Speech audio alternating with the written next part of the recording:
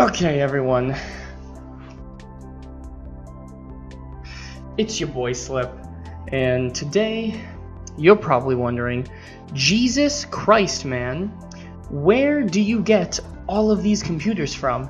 And judging by the title of this video, you're like, where did he get 3 more computers from? About April of last year, a friend and I decided to kind of go on a run collecting as many computers as we possibly could. I ended up with the mother load at the end, having a total of 6 computers, I believe including my own. So some of which of the computers that I've already shown on this channel include the XP machine, and the computer that I built for my brother. My computer that is completely separate from everything else didn't even exist technically during that time in which that I had all of those computers. So this is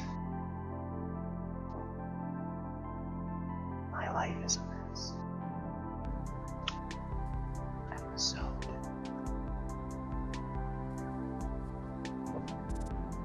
6. Alright, so the first computer that we have here is very, very nice. We have the HP Compact. So I think I bought this for $20 off of some guy in tight shorts. The initial thought for this, because of its small form factor and how quiet it is, was for building a server. I was actually going to be building a FreeNAS server along with my friend. We both had similar computers. Mine ended up basically same form factor, pretty much the same exact chassis, except his lucky bastard came with a Core i5, whereas I got stuck with the Core 2 Duo. You just call him bastard. Yeah? That's not racism. Hey, you want to throw me that RAM stick?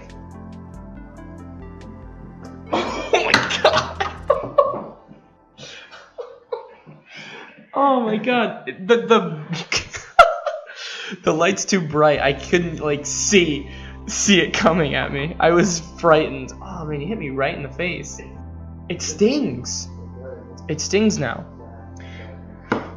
Okay, so you guys are probably dying to know the specs of this very high-end beast of a computer. So this is the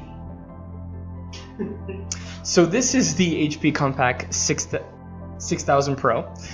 It has an Intel Core 2 Duo i7-600. It is a dual-core 3.06 gigahertz chip, fitting into the beautiful socket that is LGA 775. It has a 65-watt TDP, and yeah, that's it for the processor. It has a whopping 1 gig of RAM, which is really cool because I'm actually holding a 2 gig stick of RAM that actually was in this computer when I got it, which is weird. So it did come with 3 gigs, and we actually learned pretty much just now that this stick of RAM is dead. Cool beans. It only has 1 gig now, and I have tons of DDR3. It does have DDR3. I have tons of DDR3 at home. And on top of that, it also has a 240 watt switching power supply as well as a regular disk drive. So really small form factor. This thing is incredibly quiet. It's actually very surprising how quiet it is. It only has one 3.5 drive bay that fits under the power supply. And let's sort of take this thing apart and kind of see what it looks like from the inside. So pretty cool interior. It's very compact. But we have the disk drive here, which actually flips up, and the power supply here also flips up, and the hard drive actually fits right under here. Yeah, It's totally like an Alienware. The processor fits under this beastly heatsink with a total of, I believe, 2 copper pipes kind of flowing through it, with this shroud having this rear, oh no, this is the front fan, kind of either sucking in or blowing the air out or into the system. The I/O on it is actually pretty chunky for a system like this. So it looks like we're getting an Ethernet, a solid 6 USB-A ports. We even have a display port built into the motherboard, which is super duper weird. A serial, a VGA, two PSUs, one for the mouse and one for the keyboard. And we have audio out and audio in, which is a really kind of sexy symbol. It's a musical note followed by an arrow, or actually the other way around, it's an arrow followed by a musical note. So very nice and very compact. I think I pretty much covered this one, so let's head over to computer numero doso. Also, this thing shipped with Windows 7, so that's pretty neat and all.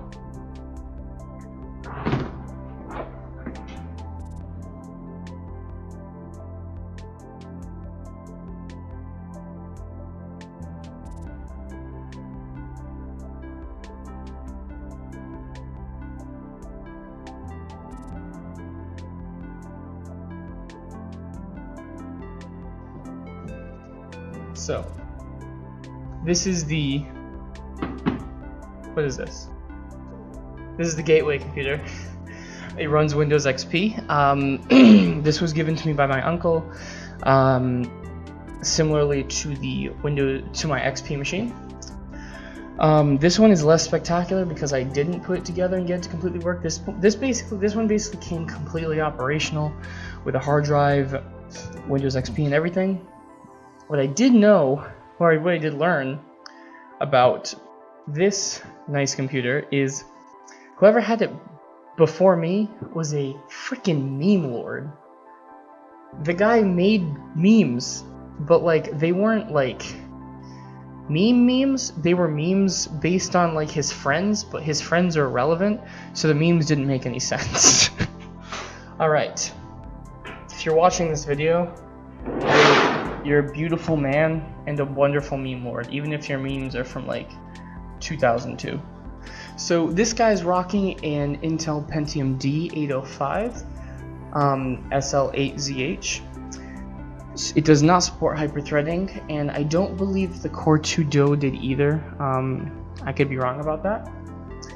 This guy is rocking the PLGA 775, so basically the LGA 775, except with a P in front of it because it's a cooler guy. It's also a dual core, 2.66 gigahertz, so a slower clock speed, and it has a TDP of 95 watts. And with this 300 watt power supply, it's basically glugging 1/3 of that power supply's intake power. And another cool thing about this thing is this bad boy's got a modem. You can see that, right? And that's pretty cool. I might actually hook up my phone to that one day. I'm not going to do that. Why would you do that? So you can actually see that the way that this CPU is cooled with this pretty chunky heatsink. I don't believe this one has actually any copper pipes. Yeah, I don't see any. The cooling system is quite similar to that of the HP Compact. The I/O for this thing is quite chunky as well. So on the back we got the full audio suite, quite nice. Serial, parallel, VGA. We got two PS2s, one for the keyboard and one for the mouse. It looks like we're rocking a FireWire, 4 USB-As, and an Ethernet. On the front we're rocking a disk drive, another USB-A, SD, that's it. Total different, I'm not reading all of those because that's a lot of reading and I don't know how to read. And we also have a CF card slot. And we also have some frontal ports for the FireWire and USB A's? Those are both USB A's, right? They are. Okay. Cool beans. So basically, this computer was used to make memes, and now it's used to fill up space in my shed. Nothing too spectacular about this one. I mean, I have literally no reason to use this thing because I would just use my XP machine. The hard drive in this thing is gone. I don't know where it is. I think it's in my XP machine. I think I wiped it and put it in my XP machine because that man's information was useless to me, and I probably shouldn't have gone through his stuff anyway. But don't worry, no porn, which now that I'm thinking of it was actually pretty disappointing. Do with that what you wish. And if I can put this... Yeah, if I can put this on one-handed, I will cry. Wah wah.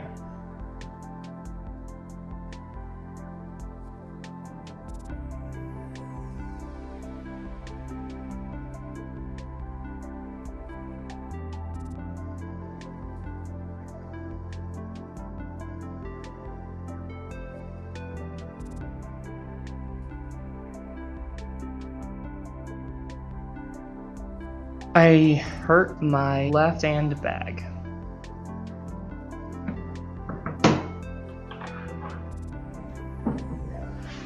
Alright. This is the big boy. Why do we have the monitor here? So, this computer, as far as I know, was made, or at least bought, in 1992. The cool thing about this computer is it does not run Windows XP. It does not run Windows 2000. Please stop yelling at me.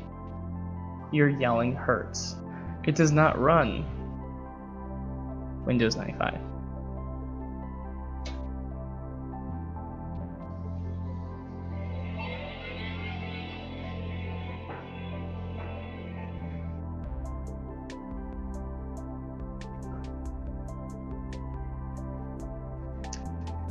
This computer runs Windows 3.1.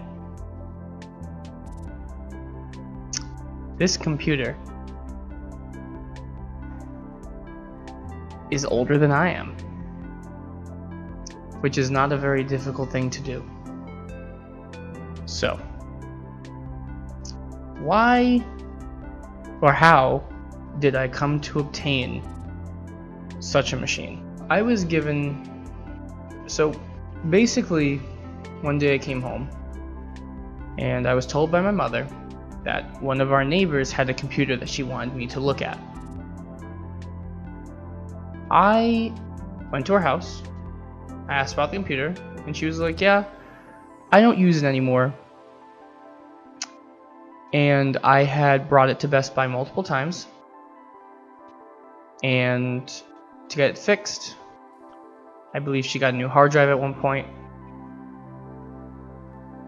and I thought nothing of it. I was like, okay, this computer is probably around the same age as the Windows XP one, probably even runs Windows XP, Windows 2000 maybe at the oldest. When she brought down this keyboard, can I see the keyboard? Probably not all that well. This is the same keyboard that I used in my Windows XP video. This keyboard is not USB, nor is it PS2. This keyboard is a DIM 5 keyboard. Can I have the converter?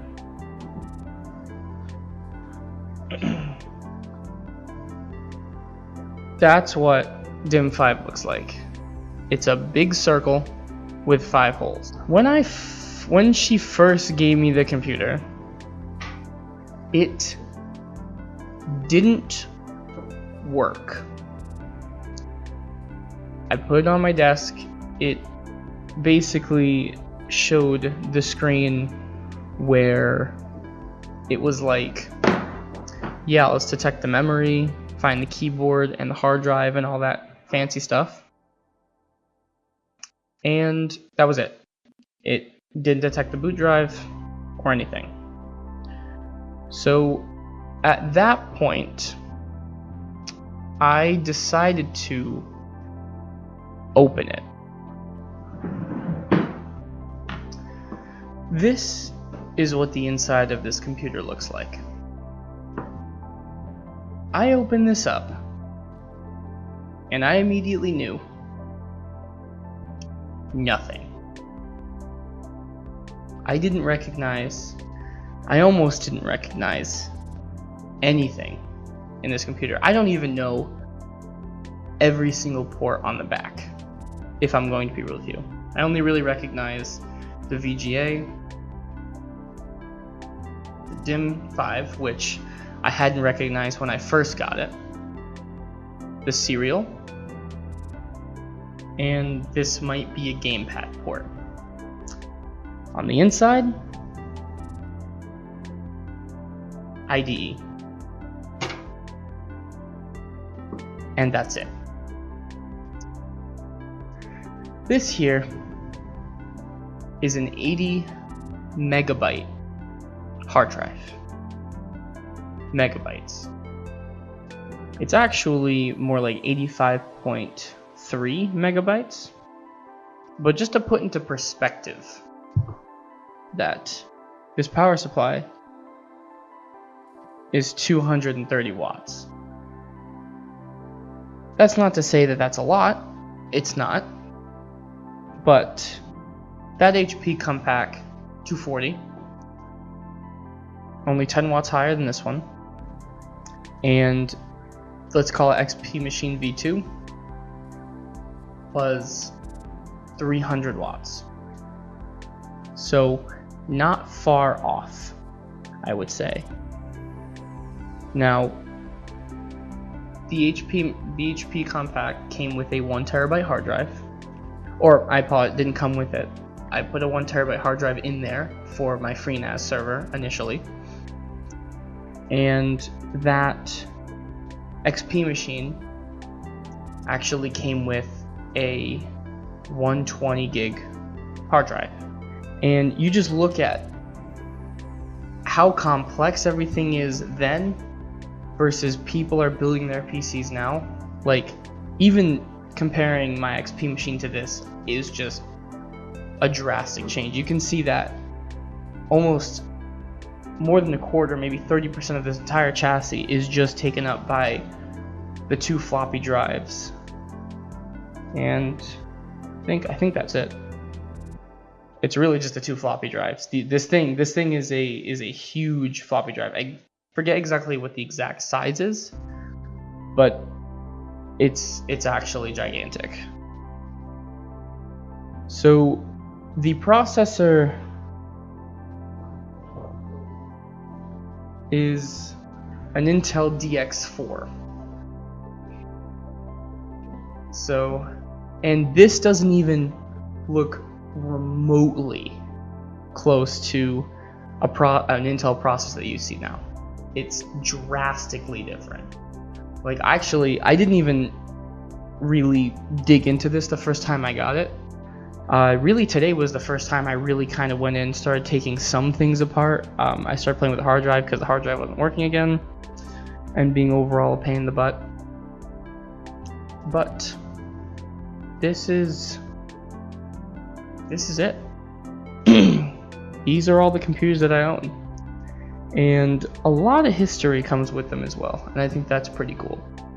So if you are a nerd and want to go out and get a bunch of computers, see what you can do with it, I think honestly it's a pretty cool experience. And I would not have learned as much about computer building, IDE machines, or even a machine like this from just building computers nowadays. I feel to really know what you're doing, you should really try and seek out as much diversity into a computer as you can, because if all you do is custom builds, that's not bad and you're good at what you do, but proprietary builds, and XP builds or ID based builds or SCSI based builds or anything like that. Even if you want to go as far back as the Commodore 64 or one of the original IBMs, and it's just floppy disks and all of that, then that's big coolio too. But anyway, guys,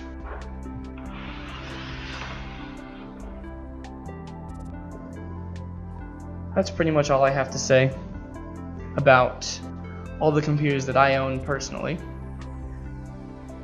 And unless I end up doing something like this again and getting more computers, or if you guys want to see more stuff on the computers that I already have, like if you want to go more in depth with this one or with those other two, or the XP machine, or my brother's computer, which is an absolute mess right now, then let me know. But I think I'm gonna leave it here, guys. Thank you all for watching, and I'll see you all next time.